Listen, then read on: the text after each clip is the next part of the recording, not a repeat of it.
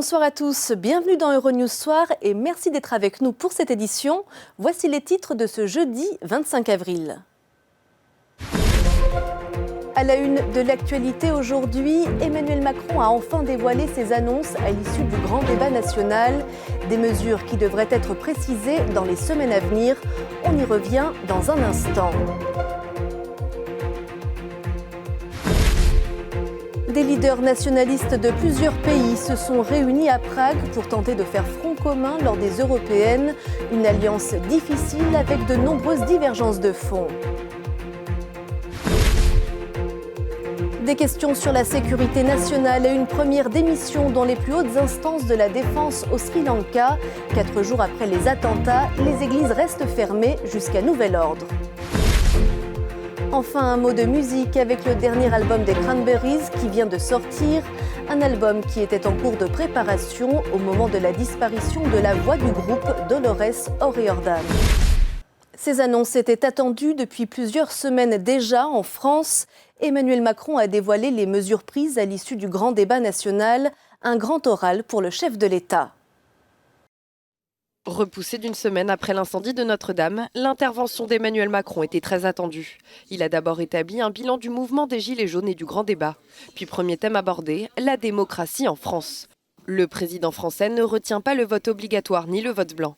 Au référendum d'initiative citoyenne, il préfère une modification du RIP. Et ce que je souhaite, c'est que dans le cadre de notre réforme constitutionnelle, nous puissions aller plus loin sur le référendum d'initiative partagée qui a été créé il y a maintenant 11 ans dans notre Constitution, en simplifiant les règles, en permettant que l'initiative puisse venir de citoyens, 1 million de citoyens qui signeraient une pétition, et qu'elle puisse prospérer en projet de loi, et si elle n'était pas examinée par les assemblées, aller au référendum. Emmanuel Macron annonce ensuite une réforme pour donner plus de pouvoir aux agents sur le terrain. Autre mesure, la limitation des classes à 24 élèves de la grande section de maternelle au CE1. Enfin, le président promet de nouvelles baisses d'impôts sur le revenu. Celles et ceux qui travaillent, qui payent l'impôt sur le revenu, ont été largement mis à contribution durant les dernières décennies. Je serai donc simple, je ne veux pas de hausse d'impôts, et je veux des baisses pour ceux qui travaillent en réduisant significativement l'impôt sur le revenu.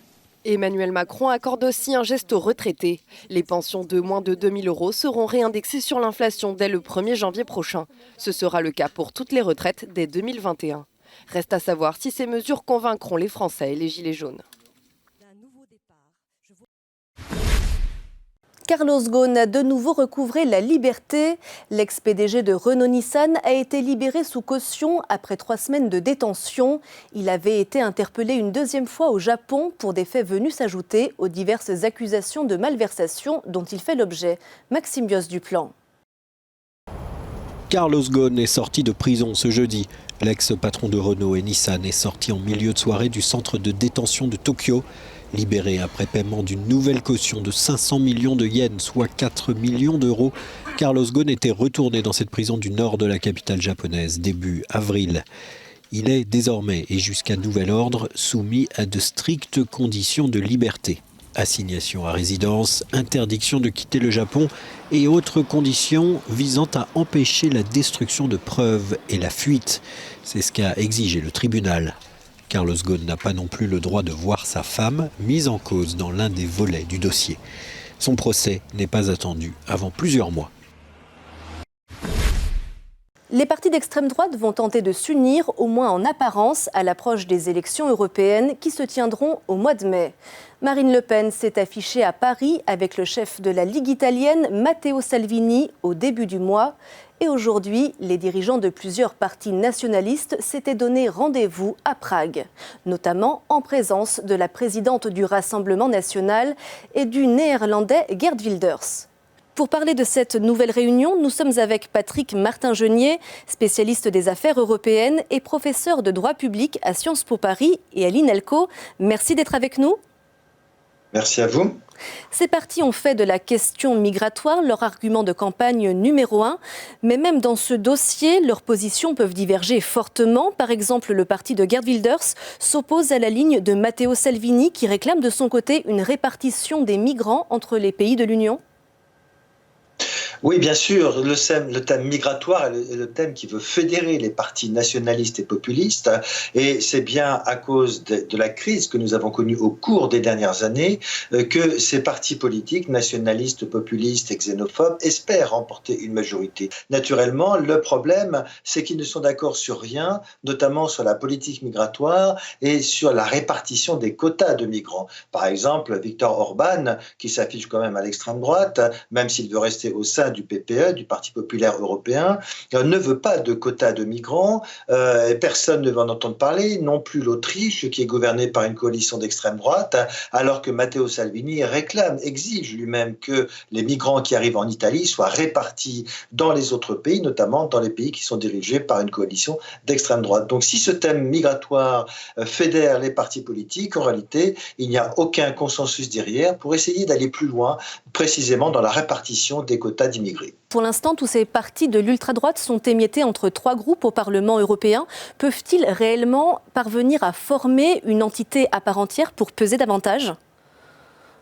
Ce sera la grande difficulté, on verra quel est le score de ces partis nationalistes, mais vous savez que si on regarde les sondages aujourd'hui, eh bien les partis nationalistes, populistes, d'extrême droite auraient environ 30% des sièges au Parlement européen, c'est-à-dire qu'ils pourraient avoir entre 210 et 220 sièges, même si le tsunami qui avait été annoncé n'aura pas lieu, ces partis politiques n'auront pas la majorité, mais comme vous l'avez dit, dans la mesure où ils sont extrêmement divisés, ce sera difficile pour avoir un seul groupe politique d'extrême droite au Parlement européen. Certains sont d'ailleurs plus proches des conservateurs, voire des Britanniques, s'ils participent encore aux élections européennes. D'autres veulent faire un parti d'extrême droite. Et au sein de la famille d'extrême droite, entre Matteo Salvini et Marine Le Pen, il y a une concurrence pour prendre effectivement la direction du groupe politique. Donc ce sera extrêmement difficile pour ces partis d'avoir un seul groupe politique. Néanmoins, ils seront nettement mieux représentés au soir du 26 mai au sein de ce Parlement européen. Merci Patrick Martin-Genier d'avoir été avec nous. Je rappelle que vous êtes spécialiste des affaires européennes et professeur de droit public à Sciences Po Paris et à l'INALCO. Merci. C'est une échéance dont il porte la responsabilité. Les élections anticipées se tiendront dans 3 jours en Espagne. Des législatives convoquées par Pedro Sánchez. Le chef du gouvernement espagnol a dû se résoudre à cette option, faute de majorité absolue au Parlement. Mais s'il est donné favori du scrutin de dimanche, le dirigeant socialiste pourrait être bien obligé de sceller de nouvelles alliances. Stéphanie Morbois. Pedro Sánchez, l'actuel chef du gouvernement espagnol, est né à Madrid en 1972. Diplômé en économie, il a été joueur de basket à Estudiantes Madrid. En 1993, il devient membre du Parti socialiste ouvrier espagnol, dont il deviendra secrétaire général 21 ans plus tard. En 2016, son parti obtient ses pires résultats. Sánchez est démis de ses fonctions par les plus hauts dirigeants du parti qui le jugent responsable de cet échec historique. 1 an plus tard, pourtant, il renaît de ses cendres et est à nouveau propulsé à la tête du Parti socialiste. Vient ensuite la motion de censure qu'il dépose contre Mariano Rajoy, le Premier ministre touché par un scandale de corruption. Rajoy est alors renversé par le Parlement et remplacé par Pedro Sánchez. Après l'échec de son projet de budget 2019, il convoque des élections législatives anticipées. De nombreux Espagnols ont choisi de rester chez eux le jour des élections et pourtant ils ne vont pas s'abstenir, ils ont simplement choisi de voter par correspondance, une modalité pratique victime de son succès. Laura Cambo. À l'extérieur de ce bureau de poste à Madrid, une énorme file d'attente longue de plusieurs dizaines de mètres. Ces Madrilènes sont là pour les élections législatives espagnoles. Ils ont choisi de voter par correspondance, un vote autorisé en Espagne. La procédure est lancée depuis le 5 mars. Pourtant, de nombreux citoyens ont attendu la dernière semaine pour envoyer leurs documents. Résultat, ils doivent attendre plusieurs heures. On attend depuis 3 heures et c'est pas fini. Une amie a attendu 4h30. Les gens pensent qu'en venant la dernière semaine, ça va aller. Et en fait, non.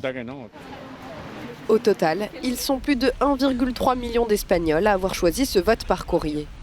Alors, dans la queue, ils doivent prendre leur mal en patience.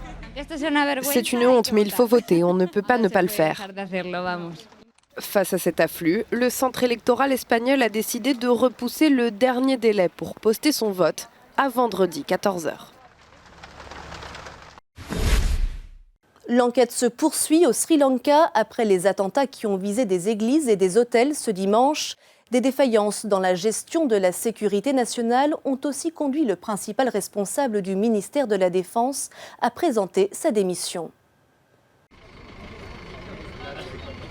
Le bilan des attentats au Sri Lanka a été drastiquement revu à la baisse. Les autorités parlent maintenant de 253 morts contre 350 auparavant. L'état d'urgence reste en place et toutes les églises catholiques du pays resteront fermées.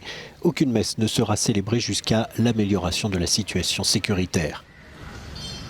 Des kamikazes ont frappé dimanche 3 églises chrétiennes en pleine messe de Pâques, ainsi que des hôtels de luxe. La police traque sans relâche des suspects. Les habitants condamnent unanimement ce drame et ne sont pas sereins.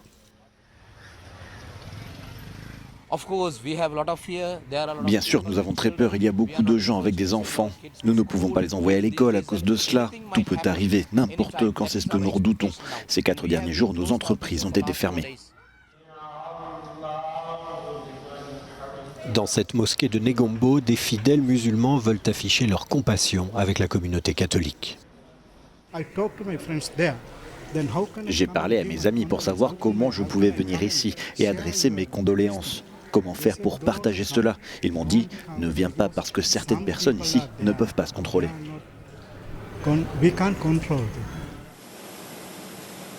Alors que les victimes sont rapatriées dans leur pays, sur place, les autorités sri-lankaises se remettent en question et reconnaissent une défaillance de l'État en termes de sécurité.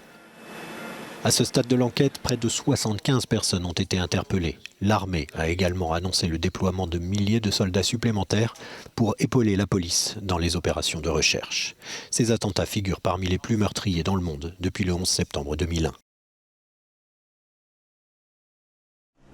Le gouvernement sri-lankais a annoncé mercredi que 9 kamikazes au total avaient péri au cours du dimanche de Pâques. 8 ont été identifiés, mais leurs noms n'ont pas été révélés.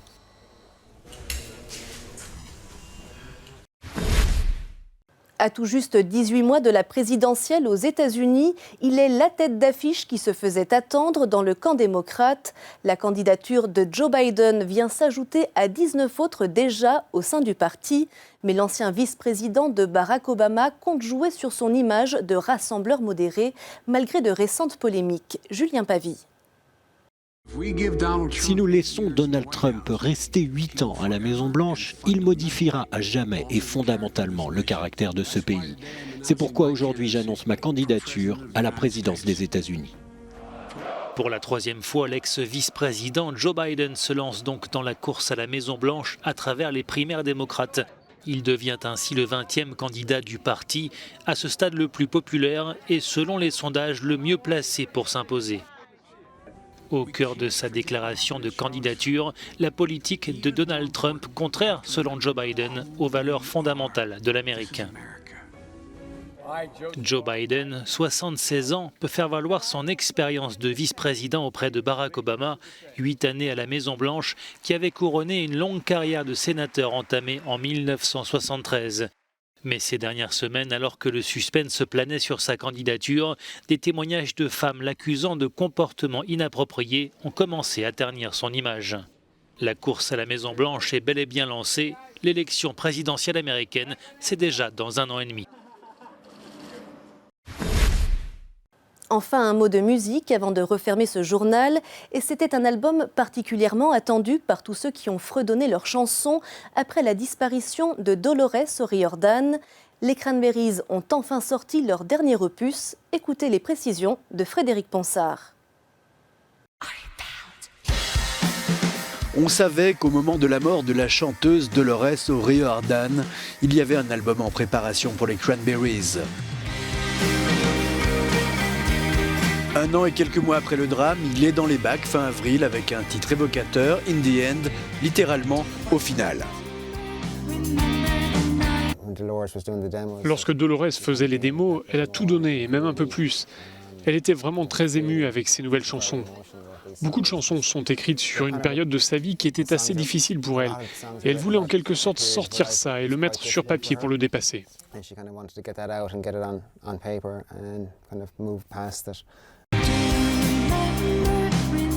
Le groupe irlandais originaire de Limerick a en tout cas marqué de manière indélébile les années 90. Ils ont vendu plus de 40 millions d'albums au cours de leur carrière qui s'est étalée sur 3 décennies.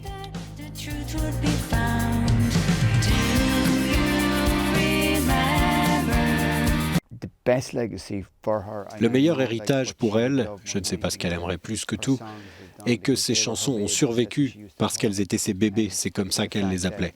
Bien après notre départ de cette planète, j'espère que ces chansons y vivront encore très longtemps.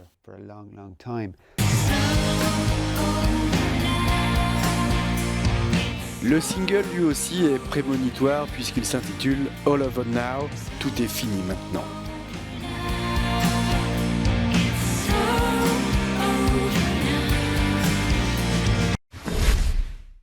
C'est la fin de cette édition préparée par l'équipe francophone. Merci à vous de l'avoir suivi. Vous pouvez retrouver toute l'actualité sur notre site et sur les réseaux sociaux. Très belle soirée à tous.